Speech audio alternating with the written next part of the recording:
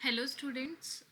सो आज हम पढ़ेंगे चैप्टर 2 अंडरस्टैंडिंग इंडेक्स। ओके, ये आपका 5 मार्क्स का आपका ये चैप्टर रहेगा। ओके, छोटा चैप्टर है, जल्दी आपका फिनिश हो जाएगा। जो टॉपिक्स आप इस चैप्टर में कवर करोगे they will be introduction to index, index क्या होता है, सिग्निफिकेंस ऑफ इंडेक्स के बारे में, types of stock market indices के बारे में। ओके, एट्रीब्यूट्स के बारे में आप पढ़ोगे, इंडेक्स मैनेजमेंट के बारे में, मेजर इंडाइसेस जो इंडिया में अवेलेबल हैं एंड जो ट्रेडेबल है उनके बारे में, एंड लास्टली आप एप्लीकेशंस ऑफ इंडाइसेस के बारे में। ठीक है, सो लेट्स स्टार्ट कि इंडेक्स क्या होता है।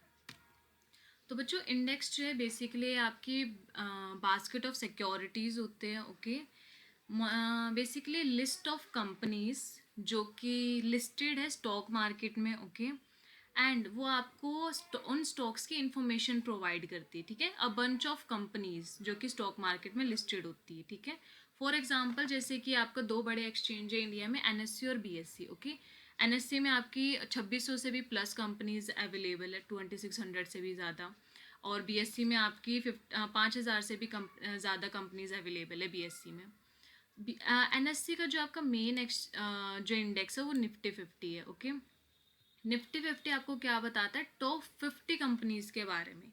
ओके, एनएससी में जो आपकी 2600 कंपनीज अवेलेबल है उसमें से आपका एनएससी का मेन इंडेक्स निफ्टी 50 है, जो कि निफ्टी 50 आपको टॉप 50 कंपनीज के बारे में बताता है।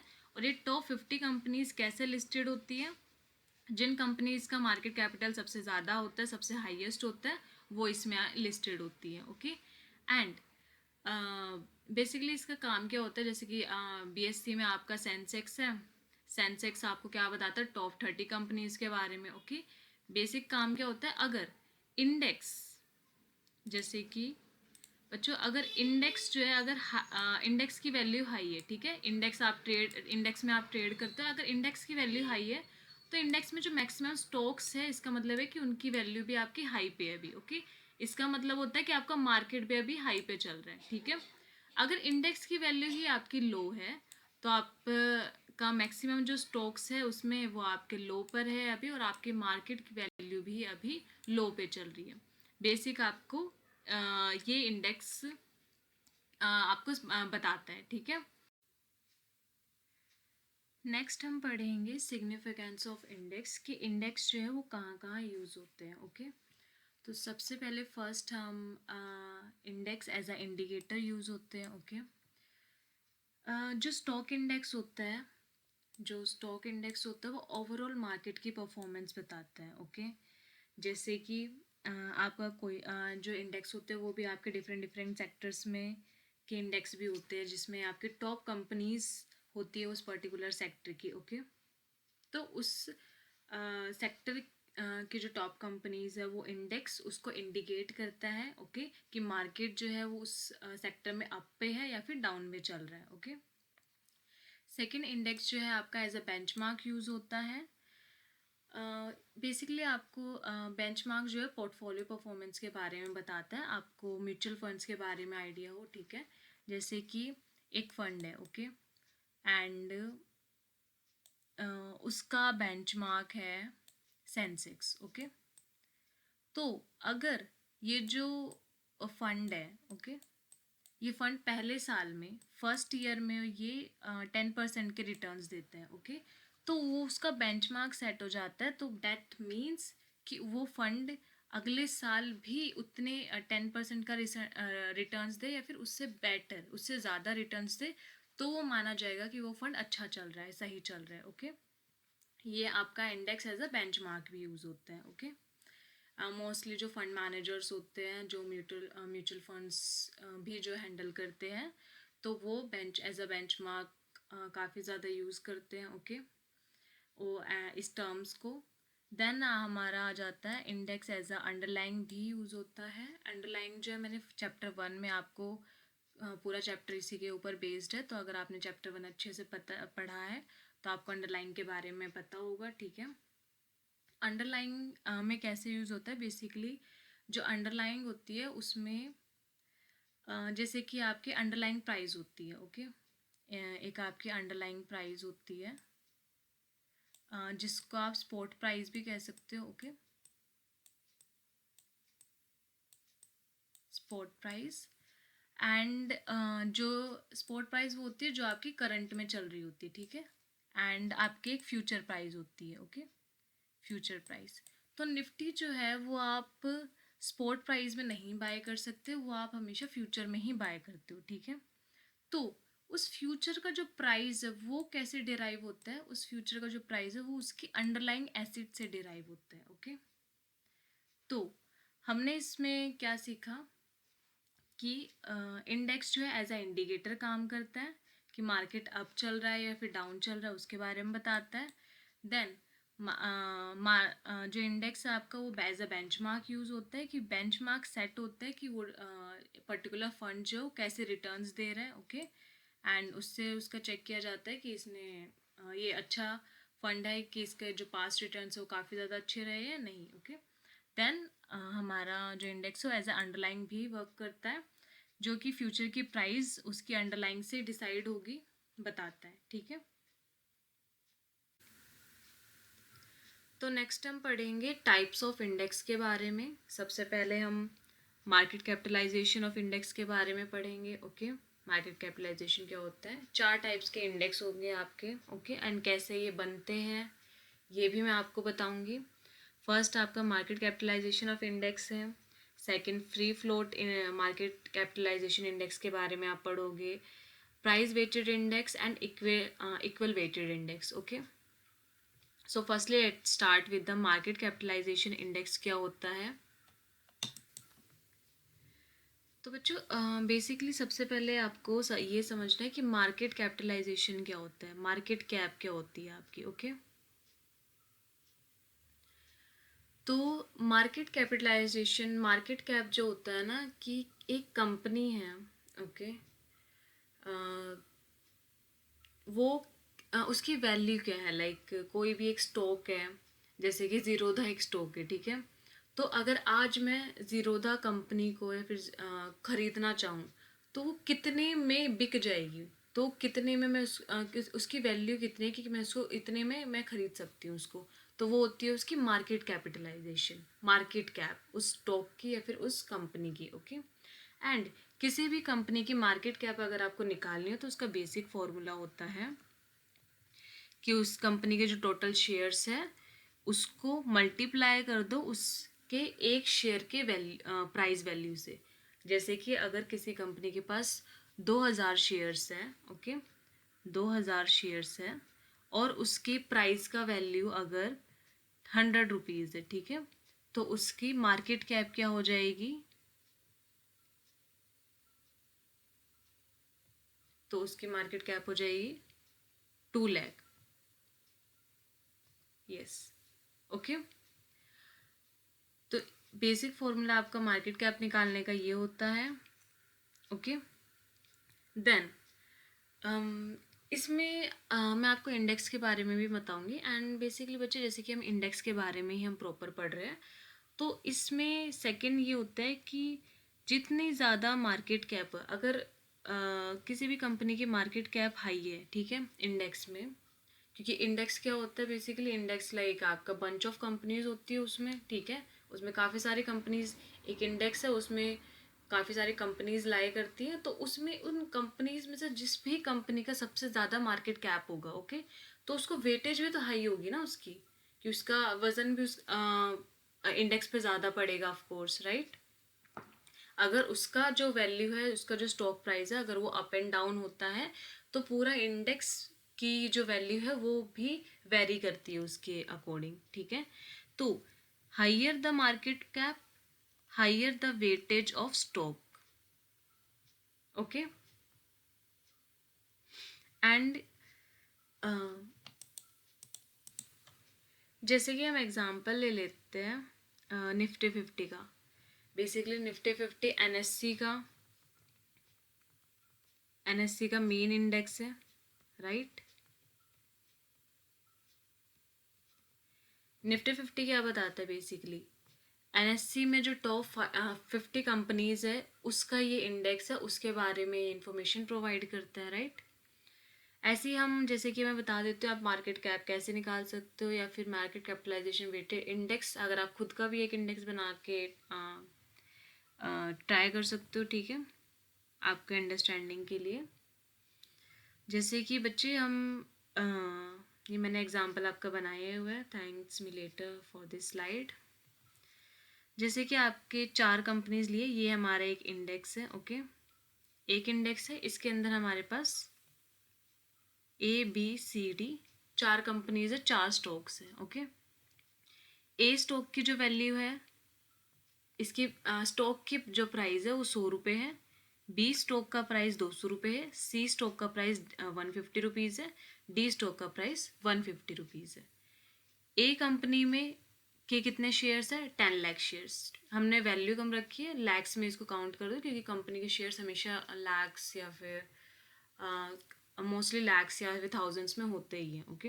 एंड उसके जो मार्केट कैप होता है मोस्टली वो करोड्स में होता है और कंपनीज का। एंड और कोई भी कंपनी कैसे लिस्टेड होती है, लाइक उसका क्राइटेरिया क्या होता है, वो भी आप आने वाले चैप्टर्स में मैं आपको बताऊंगी उसके लिए भी, ठीक है, कि किस क्राइटेरिया के बेसिस पे एक्सचेंज में कंपनीज लिस्टेड होती हैं। Now let's come to this. And B का जो आपकी कंपनी है उसके पास शेयर है 15 लैक्स, सी की कंपनी के पास शेयर है 20 लैक्स, डी कंपनी के पास शेयर है 50 लैक्स, ओके। या ओके, सो अभी हमारा बेसिक फॉर्मूला क्या था कि मार्केट कैप निकालने का, जो टोटल शेयर्स है उनको मल्टीप्लाई कर दो पर शेयर प्राइस, उस शेयर के प्राइस वैल्यू से, ठीक है। तो इसको और इसको हमें सिर्फ मल्टीप्लाई करना है। तो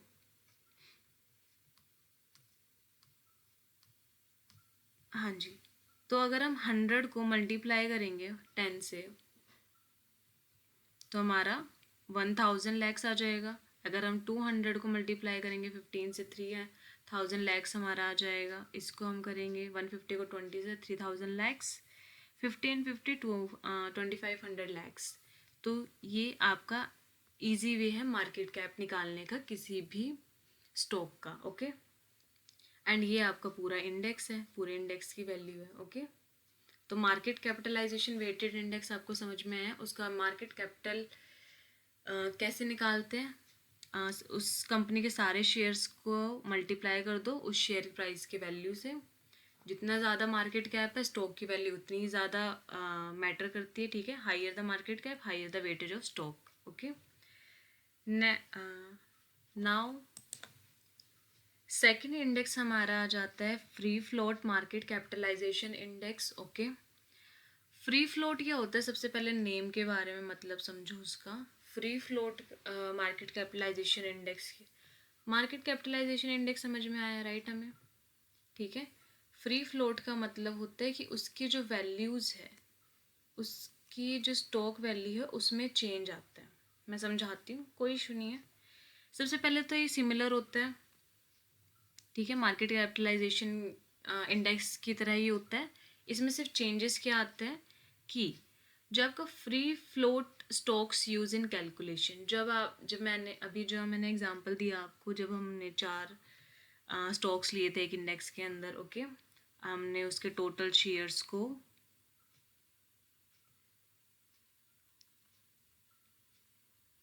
मल्टीप्लाई किया था उसके पर प्राइस स्टॉक की वैल्यू से, राइट। तो हमारा मार्केट कैप निकल जाता है, ओके। हम वापस चलते हैं अपने सेम एग्जाम्पल पे। जैसे कि हमने इसमें अभी देखा था कि अगर ए कंपनी है, राइट, उसका ये प्राइस है और उसके पास इतने शेयर्स हैं, तो उसका मार्केट कैप ये हो जाएगा, राइट। अब जब हम मार्केट में ट्रेड करते हैं, लाइक निफ्टी 50 में भी अगर आप ट्रेड करते हो, ठीक है, तो उसके प्राइस जो होते हैं वो वैरी करते हैं, उसके प्राइस में चेंजेस आते हैं, okay. Demand supply and demand के बेसिस पे वो प्राइजेस चेंज होते हैं। अगर किसी की डिमांड एंड सप्लाई ज़्यादा है तो स्टॉक का प्राइस ऊपर हो जाता है, स्टॉक का प्राइस बढ़ जाता है। डिमांड एंड सप्लाई अगर कम है तो स्टॉक का प्राइस कम हो जाता है, ओके। तो अगर अगर ये 100 है, अगर ये आज 100 है और कल इस स्टॉक का प्राइस बढ़ जाता है, और ये 150 हो जाता है, राइट। तो मार्केट कैप क्या हो जाएगी 1500, राइट। तो मार्केट कैप हमारी 1500 हो जाएगी, प्राइस को शेयर से मल्टीप्लाई कर दिया हमने नॉर्मली, ओके। तो अगर जैसे इसमें प्राइस में चेंज आएगा, इसके प्राइस में भी चेंज आता है, इसके प्राइस में भी चेंज आएगा, इसके प्राइस में भी चेंज आएगा, तो इसके मार्केट कैप में भी चेंज आएगा, इसके मार्केट कैप में भी और इसके मार्केट कैप में भी। तो हमारा जो इंडेक्स है, तो हमारे पास एक न्यू इंडेक्स भी बनेगा। और अगर किसी की वैल्यू बढ़ी है तो किसी की वैल्यू कम भी होगी, ऑफ कोर्स, राइट। हो सकता है पॉसिबल। तो जो वेटेज होती है, जैसे कि मैंने बताया, higher the market cap higher the weightage of the stock, okay.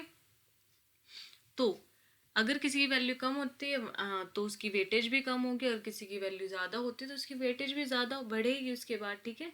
तो डिपेंड करता है।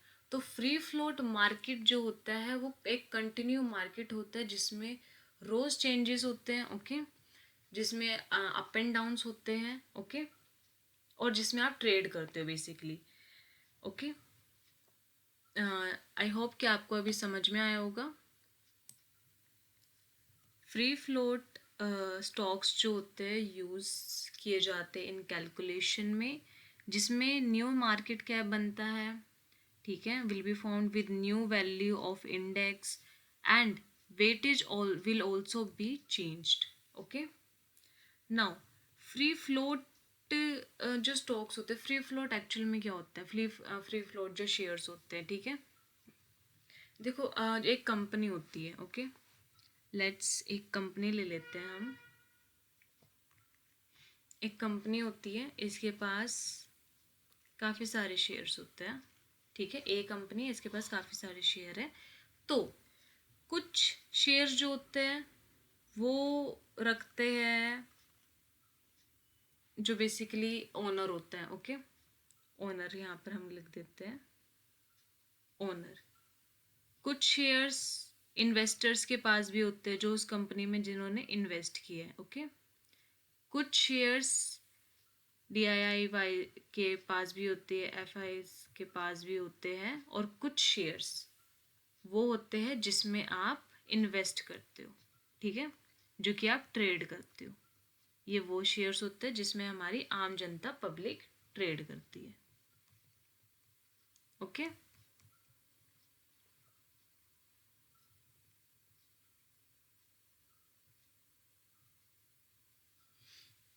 ठीक है, हाँ जी। तो इसमें से फ्री फ्लोट शेयर्स कौन से होते हैं, excludes shares held by the promoters and institutions. तो ये जो आपके शेयर्स होते हैं,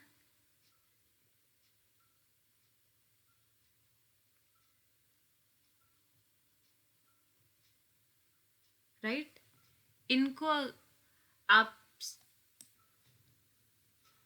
तो मतलब ये जो आपके जो शेयर्स हैं ऑनर वाले, इन्वेस्टर्स वाले, DII FIIs वाले, इनको अगर हम एक्सक्लूड कर दे, राइट, इनको हटा दे, तो जो हमारे पास पब्लिक शेयर्स होते हैं, ठीक है, जो हम ट्रेड करते हैं एक कंपनी के, जो वो शेयर्स जिनको पब्लिक ट्रेड करती है, राइट, वो आपके फ्री फ्लोट शेयर्स होते हैं, जिनकी वैल्यूज जो होती है वो आपकी अप एंड डाउन होती है, ठीक है, डिमांड एंड सप्लाई के अकॉर्डिंग। इनको बेसिकली आप पब्लिक शेयर्स भी कह सकते हैं, ओके। तो वो फ्री फ्लोट शेयर्स वो शेयर्स होते हैं जो कि ट्रेडेबल शेयर्स होते हैं, ओके, जिसमें आपके प्रोमोटर्स और इंस्टीट्यूशंस के शेयर्स इंक्लूड नहीं होते, ओके। एंड फ्री फ्लोट का बेस्ट एग्जांपल होता है, लाइक ये क्वेश्चन भी आता है, आ जाता है कि Nifty 50 is a dash index. Nifty 50 कौन सा इंडेक्स है, तो निफ्टी 50 जो है वो फ्री फ्लोट इंडेक्स है, okay, which is a tradable index also, okay. So next हम पढ़ेंगे प्राइस वेटेड इंडेक्स के बारे में, ओके। तो बेसिकली प्राइस वेटेड इंडेक्स क्या होता है आपका, एक ऐसा इंडेक्स, ठीक है, एक ऐसा इंडेक्स जिसमें जिसका जो इंडेक्स होता है, जो स्टॉक्स इसमें लिस्टेड होते हैं, तो स्टॉक्स की जो वेटेज होती है उसके प्राइस से डिटरमाइन की जाती है, ठीक है। अगर वैसे ये काफ़ी ज़्यादा लाइक यूएस बेस्ड मोस्टली इसको माना जाता है, इंडिया में फिर भी नहीं होता, ठीक है। इसका इम्पैक्ट भी ज़्यादा यूज़फुल डिपेंड करता है person to person, but according to me ज़्यादा नहीं है।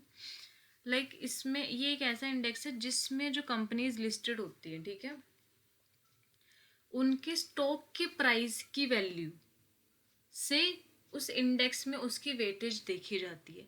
स्टॉक के प्राइस की वैल्यू अगर हाई है, ठीक है, अगर स्टॉक की प्राइस की वैल्यू अगर हाई है तो higher will be the weightage of that stock in index, तो उस स्टॉक की वेटेज भी उस इंडेक्स में हाई होगी, ठीक है। I am not talking about the market cap. Market capitalisation index में मैंने मार्केट कैप के बारे में बोला था, which is a reasonable, okay. Market cap ज़्यादा, स्टॉक की वैल्यू वेटेज ज़्यादा होगी, बट यहाँ पे हम बात करें अगर स्टॉक के प्राइस की वैल्यू ज़्यादा है तो उसके उस स्टॉक के इंडेक्स में वेटेज भी उतनी ज़्यादा होगी, ठीक है। अगर स्टॉक की वैल्यू कम है तो वेटेज भी कम होगी, ओके। जैसे कि अगर आपने रियल मार्केट में कभी ट्रेड किया होगा तो आपको समझ में आएगा, जैसे कि HUL कंपनी है या फिर रिलायंस कंपनी हो गई, और ओके, तो उनके जो प्राइस की वैल्यू होती है वो उनका मार्केट कैप मोस्टली सभी कंपनीज से ज़्यादा होता है, ठीक है। ये one of the biggest companies में से भी आती है, तो इनका मार्केट कैप बहुत ज़्यादा होता है, बट इनका जो स्टॉक प्राइस होता है, ओके, वो स्टॉक प्राइस रीजनेबल होता है। लाइक आपने भी काफ़ी बार ट्रेड करा होगा अगर, बट अगर हम ले ले MRF का, अगर आपको MRF के बारे में आइडिया हो, and MRF one of the luxury stock you can say, okay, expensive stock है, तो इसकी जो प्राइस की वैल्यू है वो लाख में है, इसके एक स्टॉक की प्राइस की वैल्यू लाख में है, ओके, बट इसका मार्केट कैप इतना ज़्यादा नहीं है, लाइक इसका मार्केट कैप बहुत कम है as compared to these companies, okay. तो according to price weighted index, MRF की वेटेज जो है इंडेक्स में ज़्यादा होगी, उसकी वैल्यू ज़्यादा दी जाएगी उसको, एज कम्पेयर की HUL और रिलायंस उससे ज़्यादा बड़ी कंपनीज हैं फिर भी, okay. So here it is the example of this, so you can check it, okay, and आप note down भी कर सकते हो, so let me just make it clear also for you. Next हमारा लास्ट इंडेक्स बचा है सिर्फ, which is equal weighted index, okay. तो इक्वल वेटेड इंडेक्स जो है हमारा, ये भी बेसिकली जैसे कि मैंने प्राइस वेटेज इंडेक्स के बारे में बताया, तो इक्वल वेटेड इंडेक्स भी नहीं होता है ट्रेड, बट ये बेसिकली जैसे कि अभी हमने सबसे ज़्यादा ध्यान किस चीज़ पे दिया, अभी हमने मार्केट प्राइस के बारे में पढ़ा, ओके, मार्केट कैप के बारे में पढ़ा, बट अभी इस इंडेक्स में मार्केट प्राइस से कोई लेना देना नहीं है, ठीक है, मार्केट प्राइस पे कोई वो नहीं है, मार्केट कैप से भी हमें कोई लेना देना नहीं है, ओके।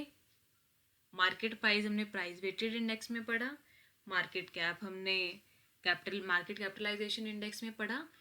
इक्वल वेटेड इंडेक्स में हमें क्या करना है कि एक इंडेक्स है, उसमें जो स्टॉक्स लिस्टेड हैं, जो कंपनीज लिस्टेड है, वो सभी इक्वल वेट, सभी को जो इक्वल वेटेज दी गई है उसमें, ठीक है। डजेंट मैटर कि उसका मार्केट कैप कितना है उसका, या फिर उसका प्राइस कितना है, या फिर उसका मार्केट कैप कितना है, ओके। तो इसी वजह से ये मोस्टली एक one of the regressive index भी है, क्योंकि आप हर एक स्टॉक को इसमें इक्वल वेटेज दे रहे हो। अगर लेट्स इमेजिन, अगर कोई A कंपनी है, कोई B कंपनी है, कोई C कंपनी है, ओके, थोड़ा साफ सुथरा बना लेते हैं। एक A कंपनी है, B कंपनी है, C कंपनी है। अगर A कंपनी जो है वो 2000 करोड़ की है, लाइक 2000 करोड़ की है, ओके, ये कंपनी 200 करोड़ की है, और C कंपनी जो है हमारी 20 करोड़ की है, ओके। इसका मार्केट कैप इतना है, तो मार्केट कैपिटलाइजेशन के इंडेक्स के अकॉर्डिंग इसको वेटेज सबसे ज़्यादा दी जाएगी। देन हम ले लेते हैं कि ए कंपनी का जो प्राइस है वो 100 रुपये है, बी कंपनी का प्राइस 50 रुपये है, सॉरी हाँ जी नहीं ठीक है, ए कंपनी का प्राइस 100 रुपये है, बी कंपनी का प्राइस 50 रुपये है, सी कंपनी का प्राइस 200 रुपये है। ओके, तो प्राइस वेटेड इंडेक्स के अकॉर्डिंग इसका प्राइस सबसे ज़्यादा है तो इसके वेटेज सबसे ज़्यादा दी जाएगी इंडेक्स के अंदर। इक्वल वेटेड इंडेक्स क्या बोलता है कि मैं हर एक स्टॉक को, मैं इसको भी इक्वल वेटेज दूंगा। लाइक सभी को सबसे पहले कंपनी ए बी सी को मैं एक इंडेक्स के अंदर जो भी टोटल कंपनीज लिस्टेड होगी यहाँ पे XYZ भी, ओके, 10%, 10%, 10%, 10% वेटेज मैं सभी कंपनीज को दूंगा अपने इंडेक्स में। ओके, फिर अभी उसको अभी ऑफ कोर्स प्राइस बढ़ता भी है, अगला दिन भी आएगा, प्राइस कम भी होते हैं कुछ स्टॉक्स के, प्राइस बढ़ते भी है कुछ स्टॉक्स के, राइट। तो इसको कैसे इक्वल रखा जाता है? Each stock in the index is designed with the same weight. Okay, तो हमने सबसे पहले हर एक स्टॉक जो है इंडेक्स के अंदर वो सेम वेट से डिजाइन होता है। And stocks that increase in price, जो स्टॉक्स का प्राइस बढ़ता है, लाइक अगले दिन या फिर अगले महीने जिन स्टॉक का प्राइस बढ़ रहा है, ठीक है, उसको भी हमें इक्वल वेट में ही रखना है, तो उनको बेच दिया जाता है, उनको सोल्ड कर देते हैं। और जो स्टॉक्स के प्राइस डिक्रीज होता है, ठीक है, उनको खरीद लिया जाता है to make the index in equal weight. Okay, I hope ये आपको क्लियर हुआ होगा। सो